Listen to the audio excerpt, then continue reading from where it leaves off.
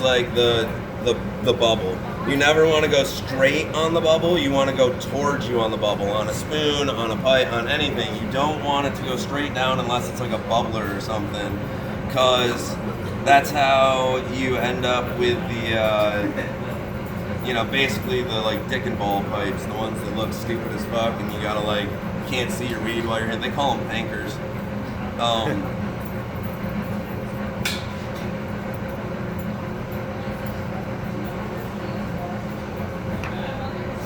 So as I'm blowing a hole like that, I'm not blowing constantly. I'm like, small puffs. because I want to see it moving, and I want to know, like, oh shit, it's like going to see how, like, even on this one, it's thicker in the front, thinner in the back.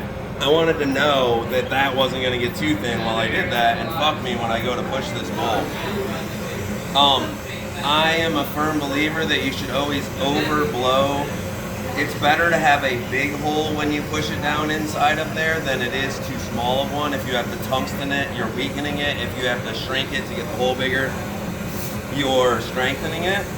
So I actually try to get too big of a hole when I push it, but if you get too big of a hole that's, too big, then you're fucked. So always before you push a bowl, blow in your fucking tube. It cools the hole. I just cooled the hole off, so now that hole ain't gonna change size almost, like only a little bit, you see what I mean? Like, so if you blow in it, it like cools it. All those stretch marks, no go. Can't leave that shit, right?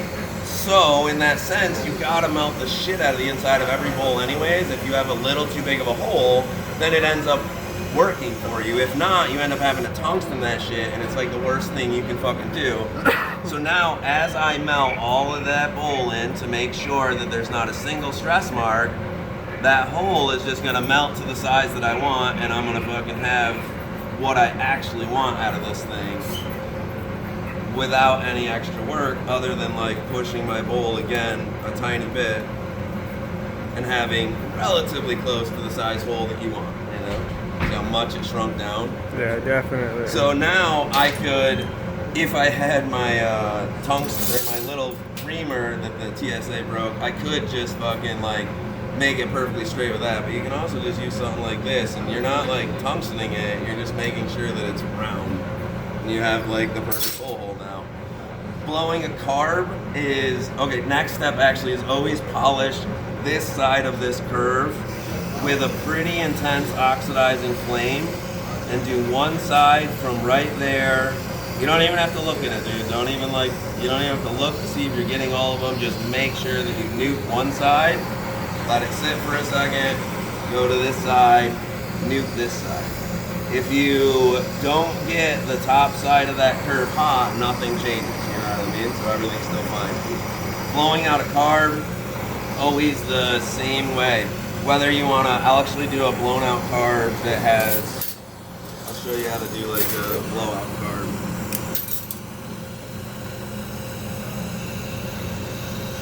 So you could just heat this up, get it super hot. You don't want to have to fucking blow hard on these things. So get it really hot in a good sized area. Stick your bowl push back in your bowl hole. Blow it up, blow it out. If you want to make it a little fancier, you can do the same idea, but you got to blow a little harder because you're not going to have your bowl push, but you just make sure everything's super hot.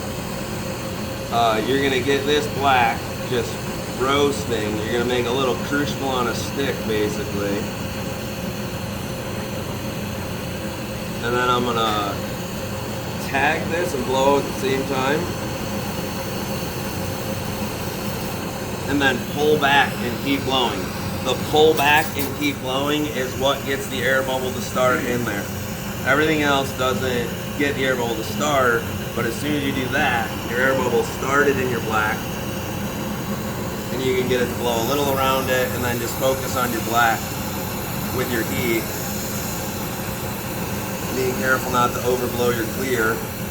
So black's like the hardest one to make a carb with, and so you gotta like really make sure that you're getting that black nuked out, and then see how the clear just wants to blow out around it. That's where it's all about littler flames.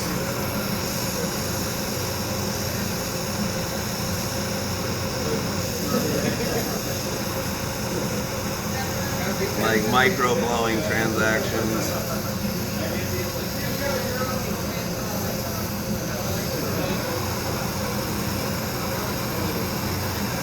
And you can even do like the same thing I did on that rig if you want. You can add a little flare to it right now. Like heat that up really hot. Fucking tag a spot.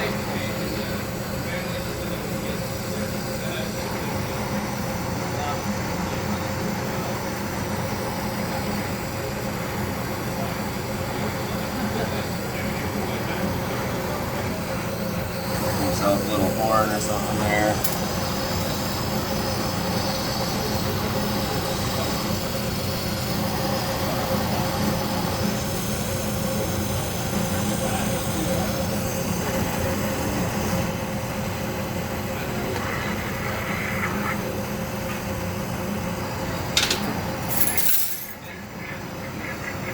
I'm a firm believer and you should have a like real size carb bowl so it actually flushes the thing, but some people don't like them that big, you know? So if you were to like take as long as I just took on this thing, you want to put it back in the kiln or it would just probably crack this mouthpiece on you, you know? So I'm going to heat it up like this instead and open it up.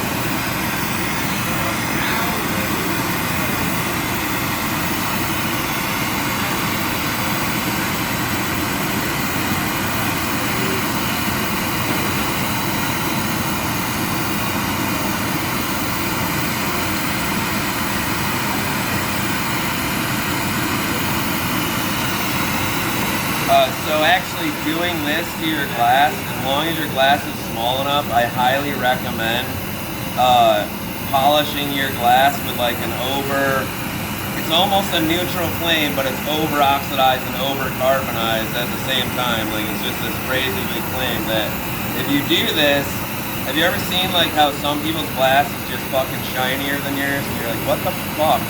This is why. They do this before they put everything in the kiln, and it like shines that shit up like it's fucking no tomorrow. And it's just an old like scientific trick. Like you would get bloom on your stuff from doing all the work, and they would do that to get it off. And someone brought it into the pipe world and was like, oh, you just fucking do this flame on your whole entire piece and get it all glowing red, and it'll wash it kind of. And you're like, what? That's all those motherfuckers have been doing? I thought they were like using expensive glass or something different, you know?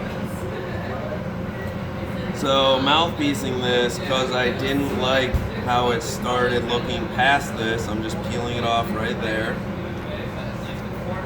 And then I'm gonna do that trick that I do to open up all my stuff that I told you. Because if you pull this out and pop it off, you get glass dust inside.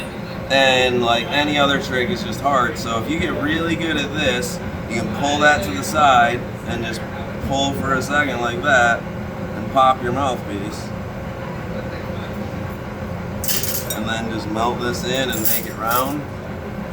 So if this gets fucked up, like say you just did all this and like you just can't get a mouthpiece that looks super clean and really beautiful, fucking one of the things that I do personally is I'll take a pair of even like jacks and we put what we call fish lips on them. And fish lips are almost never on purpose. They're because you fuck something up and you're trying to like make it look better. But it does fucking look better instantly. You just take something like this, slide it in there, pull it apart a little bit. And that's it.